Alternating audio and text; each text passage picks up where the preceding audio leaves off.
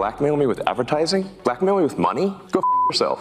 Go yourself. Is that clear? Money hits different once you pass a certain level of rich.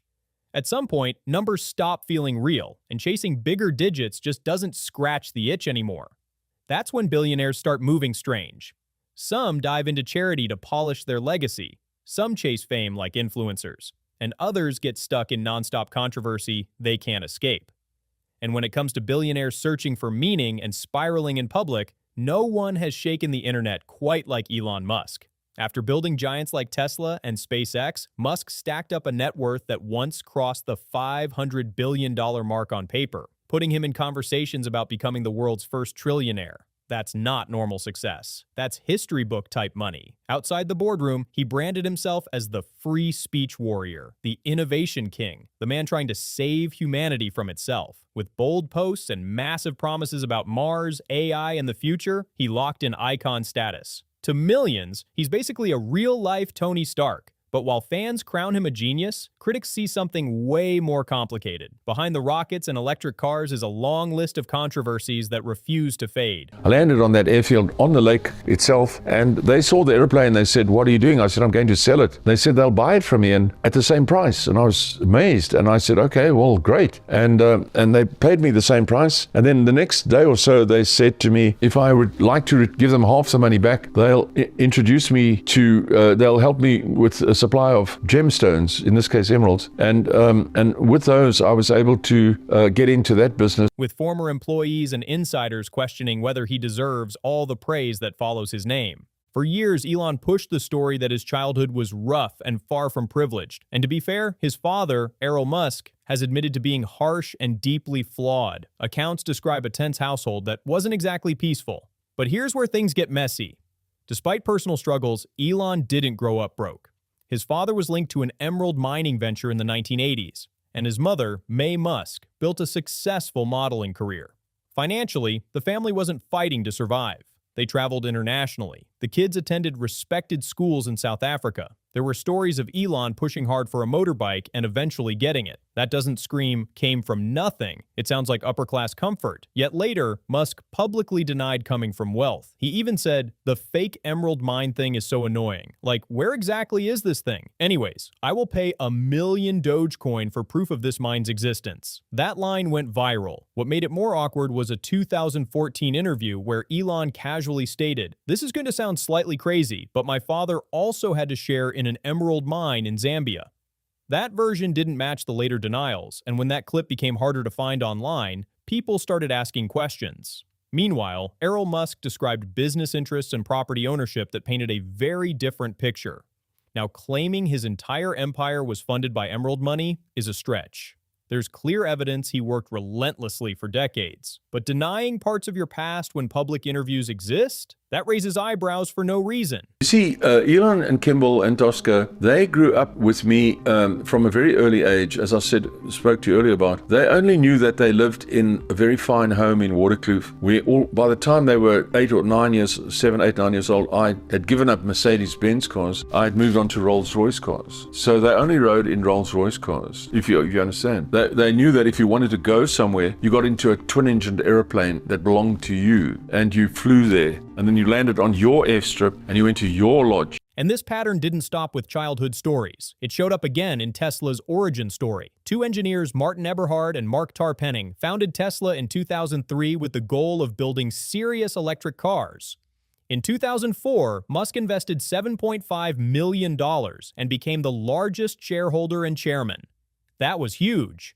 But in later interviews, when asked about Tesla's history, he often spoke as if he built it from the ground up, delivering long, visionary speeches without clearly highlighting Martin and Mark. Over time, many casual fans truly believed Elon founded Tesla alone. It took public clarifications and legal action before the full founding story became widely known. And that's the thing. He was already the biggest investor and public face. He didn't need to blur details to look important. For an average person, exaggerating a resume might just be embarrassing. For someone whose companies build vehicles used by millions, credibility is everything. The Cybertruck reveal became a viral moment when its armored glass cracked during a live demo.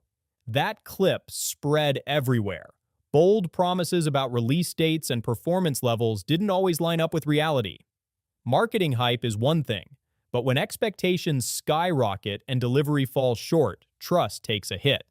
Then there's Tesla Autopilot, the semi-autonomous driving system that sparked serious debate. Federal investigations have linked hundreds of crashes and multiple fatalities to vehicles operating with the feature engaged. Regulators stepped in. Safety agencies investigated. Critics demanded stronger oversight. Supporters argue autonomous tech is still evolving and could reduce accidents long term. After PayPal, I decided I wanted to get back into electric vehicles and make something happen in that arena, particularly since GM had come out with the EV1, and I thought, okay, well, there's not really a need for a startup company to develop electric cars because obviously GM is going to create the EV2 and the EV3. So I thought, okay, well, we've got to try to create an electric car company. Critics say overpromising capabilities creates dangerous misunderstandings. Either way, when safety is involved, messaging has to be crystal clear.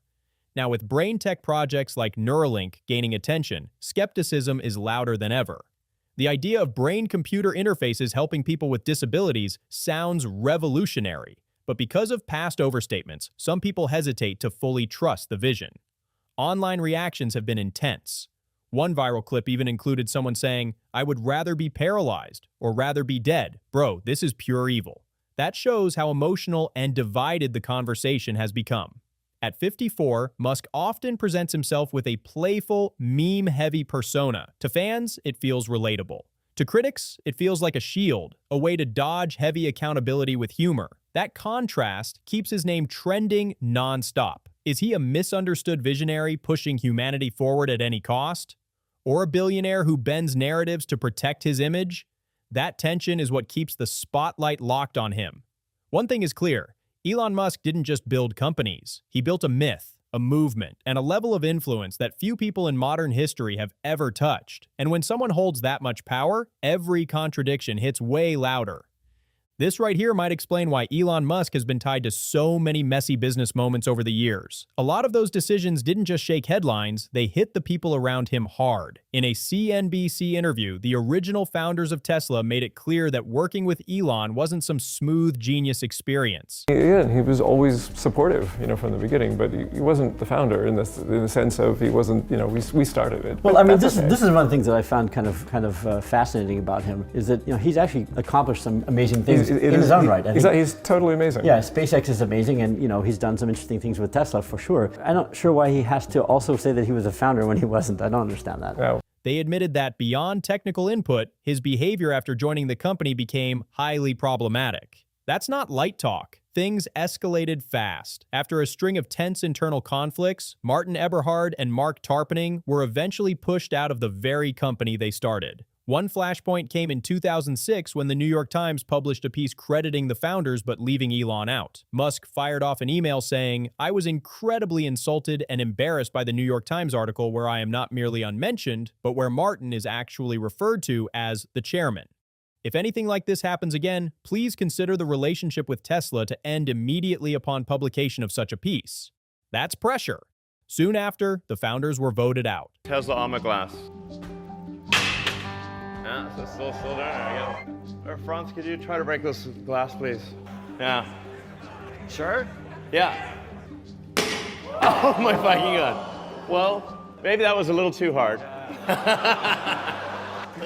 Should we try the beer? Sorry?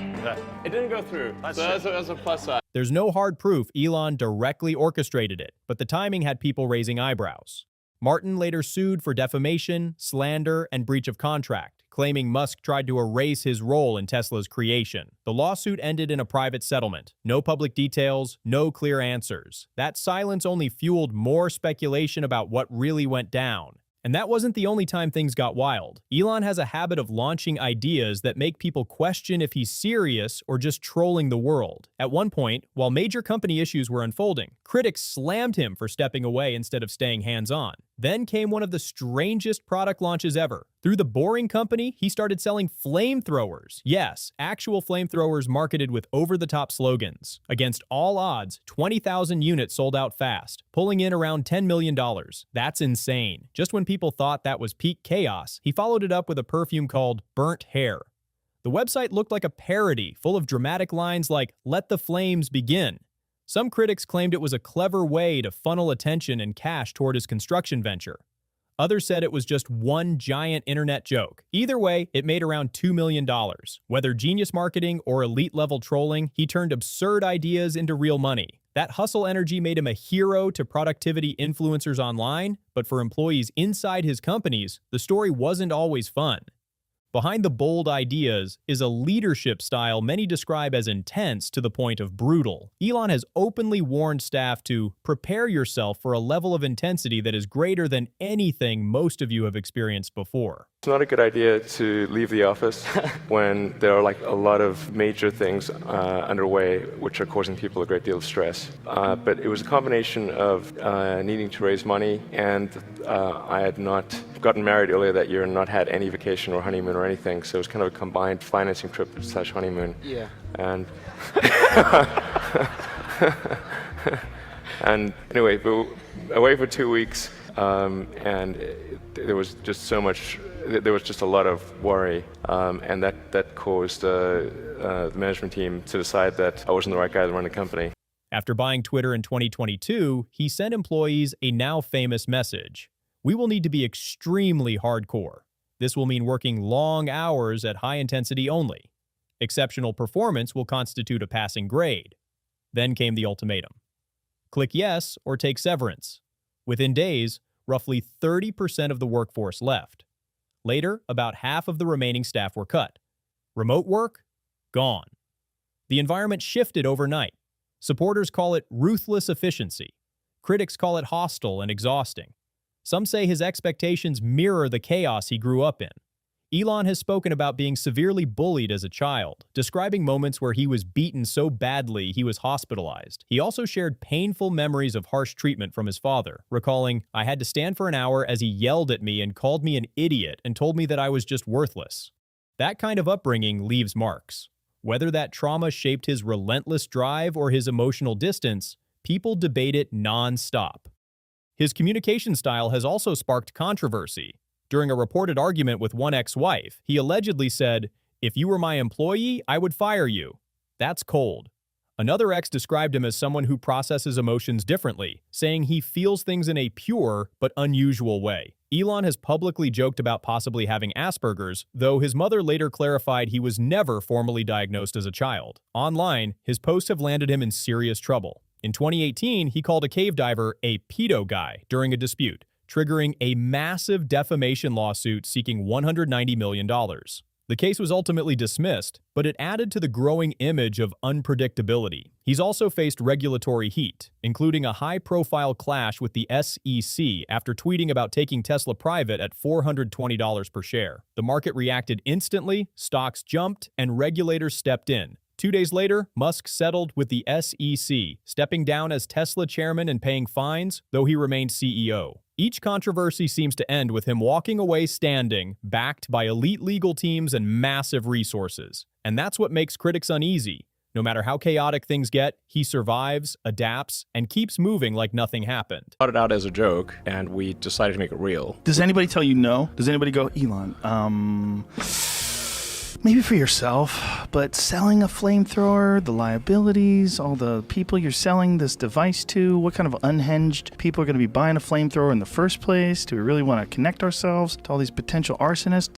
Without admitting or denying the allegations, Elon Musk and Tesla were each fined $20 million by the SEC, and Musk agreed to step down as chairman for 2 years. On paper, that sounds massive.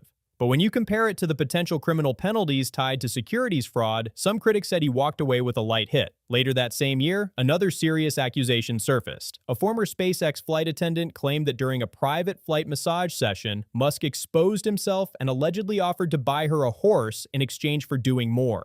She said she refused. According to her account, after turning him down, her work opportunities at SpaceX slowed down. She reported the situation internally and threatened legal action. The case was settled for $250,000, keeping it out of court. For years, the story stayed quiet, only becoming public in 2022. Some questioned the timing. Others said settlements don't equal innocence. Musk has denied wrongdoing. Still, the headlines added to the growing pile of controversy. Then things kept stacking up. In early 2025, reports surfaced that a former partner filed a custody lawsuit involving their children. Around the same time, Musk was deposed in a defamation case after accusing a Jewish man of being a neo-Nazi online. Once again, the legal machine kicked into gear. High-powered attorney Alex Spiro, known for representing elite celebrities and billionaires, stood by his side. Over and over, lawsuits were dismissed or settled quietly. To supporters, that proves resilience. To critics, it looks like money building an impenetrable shield. Either way, the pattern is clear. The cases come, the cases go, and Musk keeps moving forward like nothing sticks. His obsession with free speech became the centerpiece of his next big move. After publicly criticizing Twitter for censorship, he offered to buy the entire platform. He said, "I invested in Twitter as I believe in its potential to be the platform for free speech around the globe. And I believe free speech is a societal imperative for a functioning democracy." In 2022, he closed the $44 billion deal. He immediately framed the takeover as a mission to save open dialogue, even suggesting that the platform had been pushing political bias because of its San Francisco roots. That shift surprised many observers. For decades, his public brand centered on saving humanity through technology, electric cars, rockets, and expanding life beyond Earth. Now, he was deep in political speech debates. At first, he restored banned accounts and positioned himself as the champion of open expression. But data later showed that after he took control, compliance with certain government content removal requests reportedly increased significantly compared to before. Critics saw contradiction. Supporters argued that global laws forced compliance. Then came another twist. Reports claimed Musk pushed engineers to tweak the algorithm so his posts would get more visibility after noticing other political accounts receiving higher engagement. When users questioned changes on the platform, some critics were suspended. He even filed lawsuits against certain watchdog groups, though at least one major case was dismissed by a federal judge who ruled it lacked merit. The narrative flipped fast. The man who said Twitter was a megaphone for political agendas now controlled the megaphone himself. Rumors spread that the Twitter acquisition wasn't just about speech but about influence ahead of the 2024 election. Musk never directly confirmed those claims. But when public records showed he donated over $298 million supporting his preferred candidate and political committees, speculation exploded. Later, he was appointed to a newly created government advisory role, which only intensified the debate about power and access. Is he protecting democracy or shaping it to fit his worldview? That question hangs heavy. Still, it's impossible to ignore his impact. Through Starlink, internet access has reached remote regions that were once disconnected. Through Neuralink, experimental brain tech research has opened conversations about helping people with paralysis. Through Tesla, electric vehicles became mainstream and pushed the entire auto industry forward. Even critics admit he's moved industries at a speed few thought possible. Maybe that's why opinions about him are so extreme. To some, he's a once-in-a-generation innovator. To others, he's a billionaire playing chess with systems that affect millions. At this point, it's hard to say whether Elon Musk is driven purely by vision or by ego and influence. What's clear is that every move he makes shakes markets, politics, and culture all at once. Now I want to hear from you. Do you think he's saving the future or controlling it?